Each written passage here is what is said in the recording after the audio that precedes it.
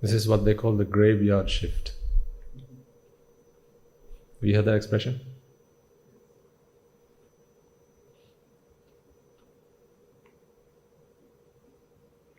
Because you're good as dead. Most people. Not you. I mean, usually at this time of day, this is what happens.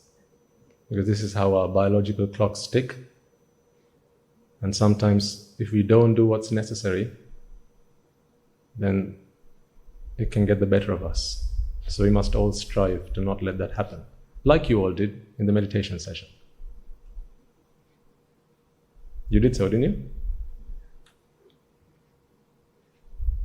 No, I must say, you did fare well. So well done. It was good to see a lot of familiar faces in last week's program. And I think those who attended said that they had gained something, at least, out of it. And most of you said they gained a lot out of it. And we will continue to do that in future. But of course, it's very important that we continue to reflect on the Dhamma, listen to the Dhamma, understand it, and seek if there are any gaps in our understanding, any holes that still need to be filled, and make sure that we do that. And alongside that, you must be always willing and seek opportunities to earn merits as well. You must never forget that.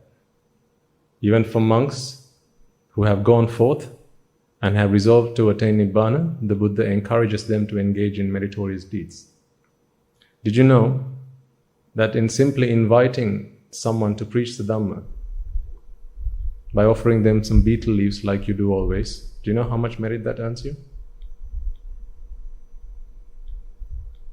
Enough merit to avoid the 4 hells for 9 eons.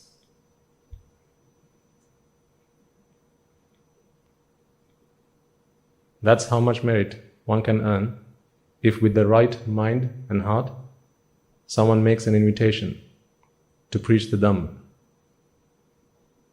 9 incalculable eons. So how much merit do you think is there in preaching the Dhamma then?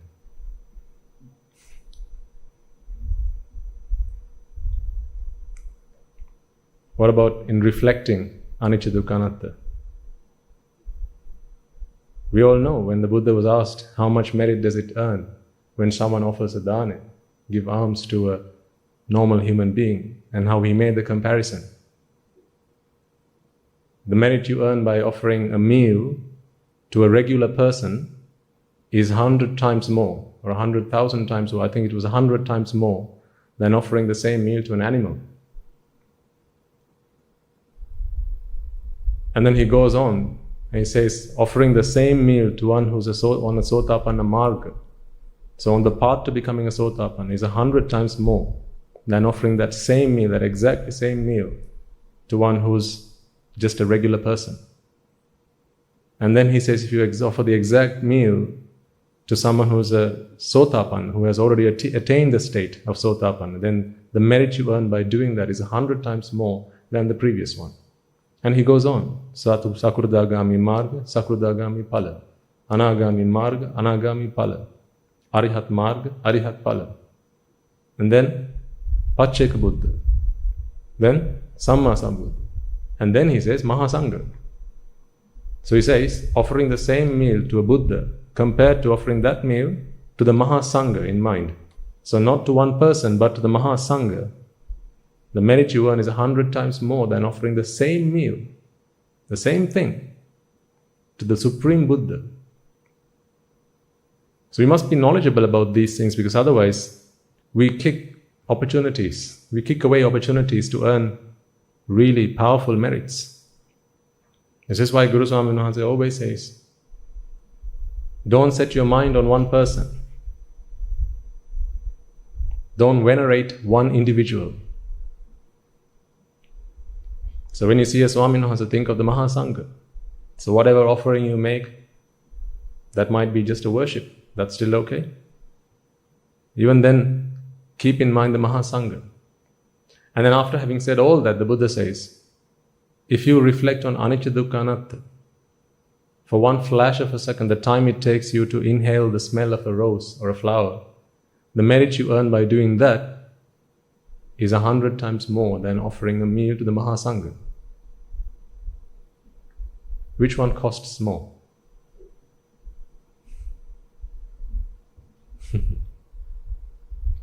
How much does it cost you to reflect on anicca dukkha anatta? Absolutely nothing. Of course, to offer a meal, it's going to cost you something. Even if it is you giving away something you already have in your possession, it's still you're giving away something that you are going to consume. So you need to find something now to fill your stomach. Even if that is the case, you're still giving away something material. This is the difference. But when you have set your mind on reflecting on anicca dukkha anatta, that's not something material you're giving. In fact, you're giving up attachment to all things that are material. And the merit you earn by doing that is simply immeasurable. 100 times more than offering a meal to the Mahasangha, which is 100 times more than offering a meal to the Supreme Buddha. Because otherwise you might be disheartened. Oh, if only the Buddha were around. If the Buddha were around, where would you all go to offer your alms? You'd go looking for him, wouldn't you? And then he would turn you back. He'd tell you, why are you coming to me? When I have said, offer it to the Mahasangha. What about the monk in your local temple? Is that not a member of the Mahasangha? So why have you come running looking for me? You are not following my instruction. Therefore, I have no time for you. The point being, always seek opportunities to earn merits, ladies and gentlemen. Never give up on that. Just because you are now determined on attaining Nibbana, don't turn a blind eye towards opportunities to earn merit. It doesn't require you to spend any money. Some of you may be capable of doing so, and others maybe not so much. Some of you may be money or cash rich, others will be time rich, cash poor. That's okay. Because you can't buy merit with money. If that were the case, then Anathapindika would be enjoying a golden palace right now in the Deva worlds, but alas, he was only left with a silver one. When the poor man who was stood observing this meritorious deed brought his hands together and said, Sadhu, sadhu, sadhu. That's all he did. How much did that cost him? Nothing. It is really so beautiful, this Shasana and the Dhamma. Because all it requires is willpower. A good vision, solid understanding, and willpower. It does not matter how much money you have in your pocket. It does not matter how much power you wield, how much knowledge you have. None of these things matter in the Sambuddha Shasana. To get to our goal, all that we require is to have a good vision, and that vision has to come with right view, and coupled with that, willpower.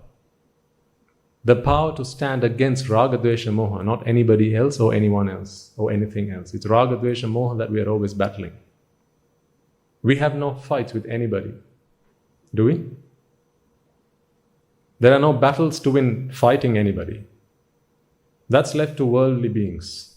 Let them fight each other and do whatever they want. Let them fight their battles.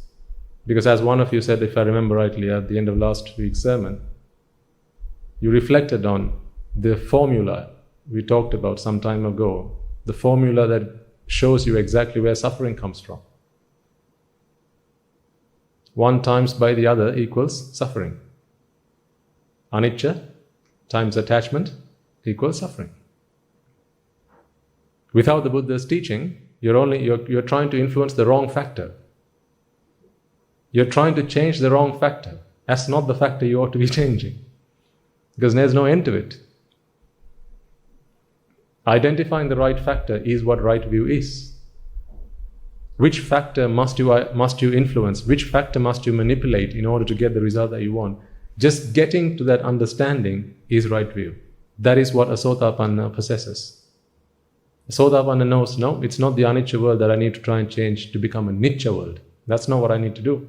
I just need to rid attachment. Rid attachment and let the world be however it has to be, however it needs to be. Whatever the state is right now, that's okay. Just think about it. If we can all come to the mindset where we are okay with however the world is, whatever, okay. Do you like this or this? Whatever. I mean, when it really doesn't matter, whichever. I don't mind, whichever. Do you like it black or white? Whichever. Do you like Mondays or Tuesdays? Whichever. Do you like a weekday or a weekend? Whichever. I don't mind. Do you like to be alive or dead? I really don't mind. Whichever. Fill your boots. Just imagine that. To have the power, to have the freedom to be able to say that. Someone comes running to you wielding a sword or some kind of weapon, and for you not to be shaken one tiny bit, and even in that moment to spread loving kindness to the person that's coming to end your life. Just imagine that. Just the feeling. Knowing that this is the last time I have to suffer. Even if a sword goes across my neck, this is the last time I have to suffer. No more suffering. That's it. Chances are you're going to say, why didn't you come yesterday? I was here waiting for you.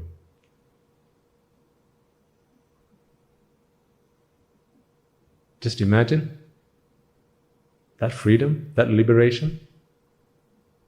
That would be ecstatic. That would what ecstasy would be. Not the drug. And we can all get there. Each and every one of you. Because you all have within yourselves the power to achieve that.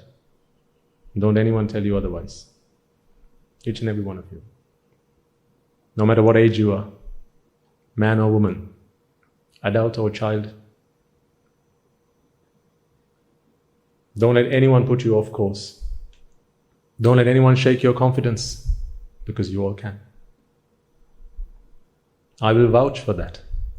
Provided you practice what you need to. Provided you get yourself that right view, right vision, clear-cut vision, laser-sharp focus, and the willpower. Because I don't say it's easy. It's not easy. If it were, I'd have done it by now. I thought it was going to be so easy when I first ordained. I thought as they were shaving my head, I'd get it done. As do all people when they ordain. I'd say 99% of people, having listened to stories of the great elders of the past, 99% of people, they sit down when they're having their heads shaved to become a monk. People think, right, that's it, I'm going to get it done now. Kesa, Loma, all right, I should be a Sakurdagami by now. Naka, yep, that's me, Anagami. Danta, Tacho, yep, got it done.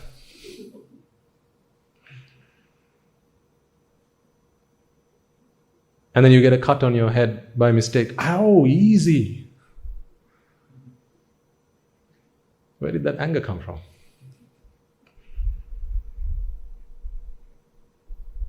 So it's not easy. I'll give you that. But that's not to say it's impossible. This is not mission impossible. This is mission possible. In fact, this is the only mission that is worth endeavoring. This is the only thing that is really worth doing, as we'll be discussing throughout the sermon. Everything else is simply a means to an end. Everything else you have done so far in your lives, none of it is going to see you through. None of it you're going to take away with you. Not even a flock of hair. You could be dressed in your finest. You're not going to take it with you. You could have the grandest coffin. Some people, they pay up front for their coffins. They pay in advance because they want to look their best. People say these things. Can you believe it? I want to look my best. On my last journey, people say, I want to look tip-top.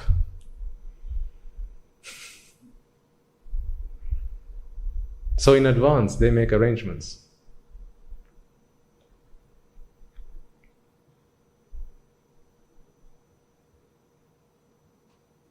Because even after death, they want to show the world that I am somebody.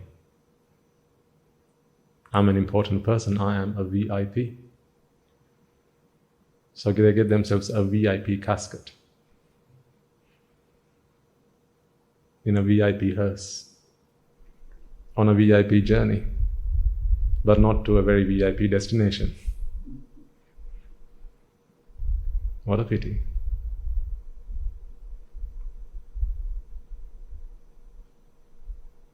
Nothing we have done in our lives, ladies and gentlemen, really amounts to anything except for this one thing that we all need to endeavor on. Nothing, absolutely nothing. You can think of any example you like. From the faintest memory you have of doing whatever it was as a child, all the way up until now, anything that was an abhisankara and not a kusala sankara was just a waste of time. Of course, it would have earned you merits if you did punya abhisankara. Yes. But compared to nirvana, it's all fruitless, essenceless. You might have paved the path to get to nibbana, but that's all it should have been. This is why I say, earn merit as much as you possibly can. You're thinking, hang on a second, I thought you just said it's all pointless. No, that's not what I meant. When you do merit, ask yourself, why am I doing merit? Is it for a better tomorrow? Is it because the grass is greener on the other side? I just want to get to the other side. Is that what it is all about? Because then it's the wrong purpose. Every time you do a meritorious deed, think to yourself, may this be the last time I have to do this. Every time you come to the monastery, offer alms, think to yourself, may this be the last time I have to do this. If you get the opportunity to do it again, do it. But not because you have to. Now we are doing it because we have to. Yes or no? We are doing merits because we have to. We haven't earned enough merit yet. So we have to keep doing merit. We have to keep engaging in meritorious deeds. But I don't think any of you among here, or in the audience, do merit so that you can be born in the blissful plane as a Sakra, Mahabrahma. You want to go there? Sure? What about Superman? You can fly.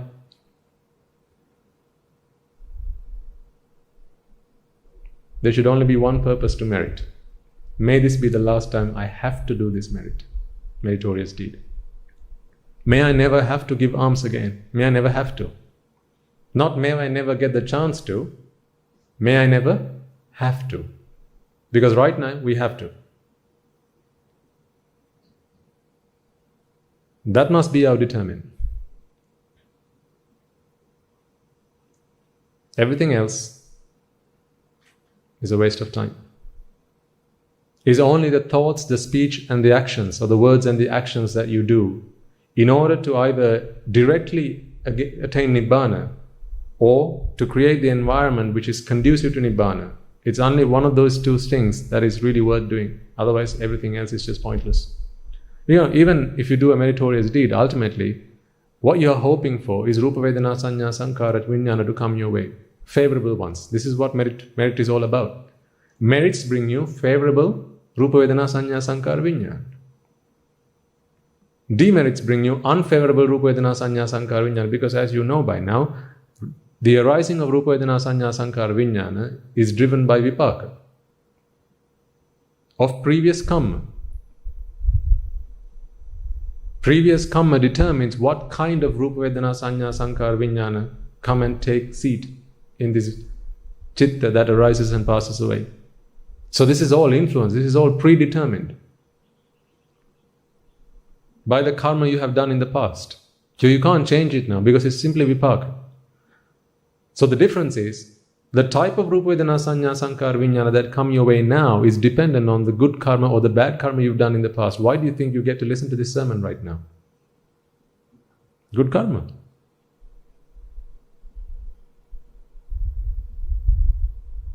Why do you think we get each other's acquaintance, each other's association? The association of noble ones, the association of moral ones. It's because of good karma. Why do you think you get 3 square meals every day so you don't have to be hungry? Good karma. Ultimately, it's rupa vedana sanya sankara vijnana.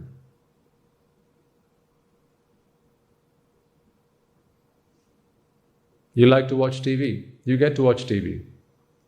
That's again good karma. The vipaka of good karma you've done in the past. But the thing is this, for someone who has no understanding of the Dhamma, rewards of good merits, very dangerous. For someone who has no understanding of the Dhamma, the rewards of good merit is very dangerous. Why? Because now you have received, it's like winning the lottery. Is that a good thing or a bad thing? Depends, doesn't it? Someone uneducated, no idea about how you should be spending your money and how you shouldn't be spending your money. An evil person. This person wins the lottery. You're going to say that's a good thing? So winning the lottery, again, you can't say whether that's a good thing or a bad thing because it depends on who's just won the lottery. Someone is very meritorious. He's a philanthropist. Always likes to give away. For that person, of course. Because all he wants to do is give away. Does good to oneself as well as to others. Now that person, he's worth winning the lottery. Winning that lottery is a result of good karma. Whether you're a good person or a bad person, winning a lottery is a result of good karma. But what happens after that is left, yet to be decided.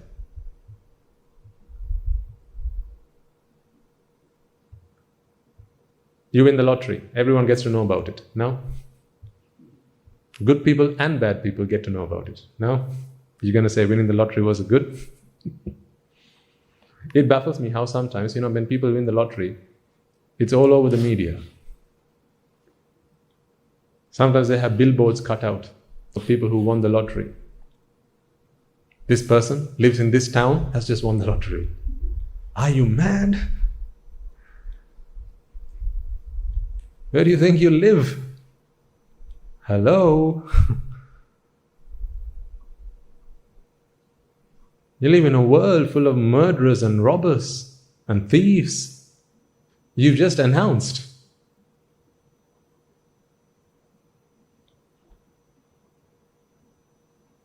But people still do it because why?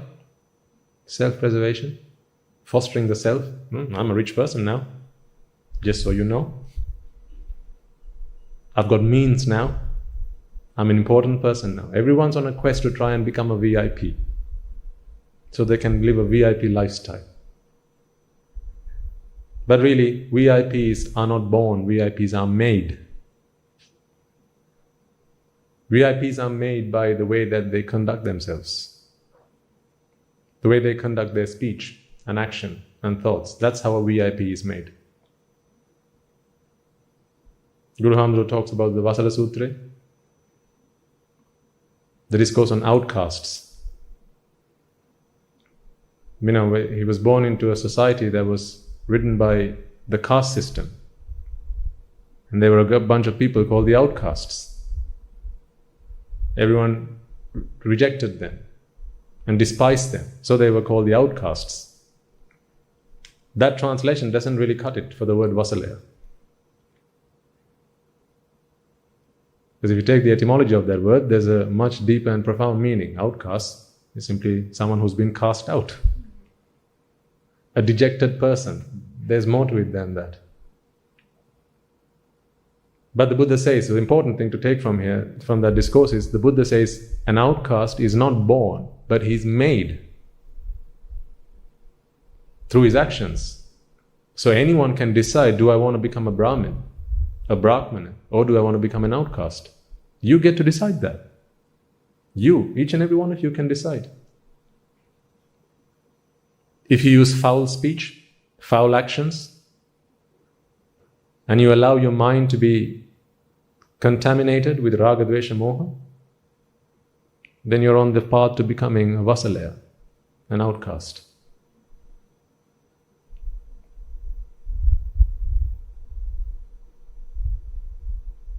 Only poor people can become an outcast, right? Only poor people can become a vasalaya? No? How does a rich man become a vasalaya? Yes, it's how they conduct themselves. And it doesn't matter whether you're a man or a woman, whether you're rich or poor, black or white, what background you come from, none of that matters. All that matters is how you conduct yourself. So seek opportunities to do as much merits as you possibly can. Even if it's simply, this is why, with young children I always say, it's about time I do a check again. Have you started helping your parents around at home now? Yes? Do you sweep the house now? Sometimes? All the time? Not yet? Do they clean after themselves? Wash their dishes? Good. Don't be the vasalaya at home.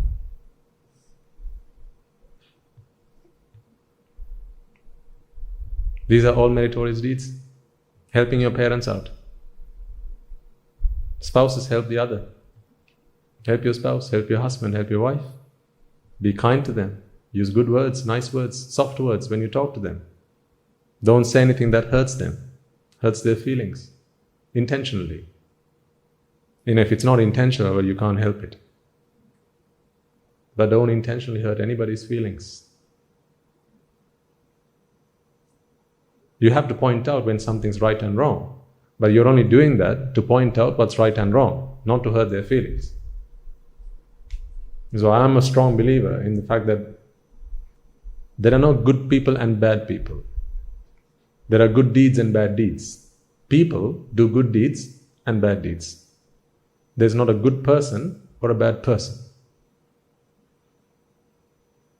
If someone does a bad deed, well, you give them instruction. You tell them that's wrong. Don't do that again. Now they become a person who does good things and refrains from doing bad things. But the same person the following day can start doing another bad thing. Everyone has a mixture of good and bad. Yes or no? Is there anyone here who only does good things? Anyone?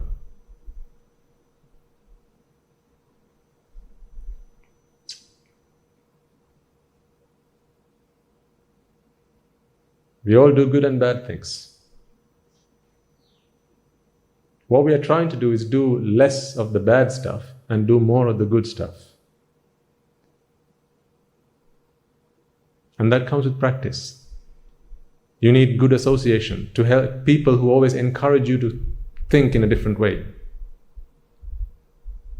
Who always encourages you to stop doing bad things and continue to do the good things and do more good things. You have to find such association. They say, you're the average of the 5 people you surround yourselves with. The 5 people that you spend most of your time, generally speaking, you're their average. So if you surround yourselves with people who are stingy, who don't like to give, who always like to collect things and hoard stuff and never give anything away, then the chances are you're that kind of person. Because birds of a feather flock together, of course. Gati. Similar things attract. This is just the nature of the world. It's how things work. Similar things come together. So ask yourself, Who are the 5 people I spend most of my time with? It's a really interesting question, a really important question to ask from time to time. Once a month, do a check. If once a month is too frequent, once every 6 months, do a check. Self-check. Who are the 5 people I spend most of my time with? It could be at work, it could be at school. Who are the 5 children or the 5 other students you spend the most time with? Ask yourself. Because the more time you spend with them, the more you will become like them. Remember when Ananda Thero says, Bhagavatam Mahansa, the Venerable Sir, I think half of your dispensation is dependent on Satpurusha Sevana, the association of noble ones. The Buddha says, no, Ananda, you got it wrong. All of it. So what he says is always be conscious, be thoughtful.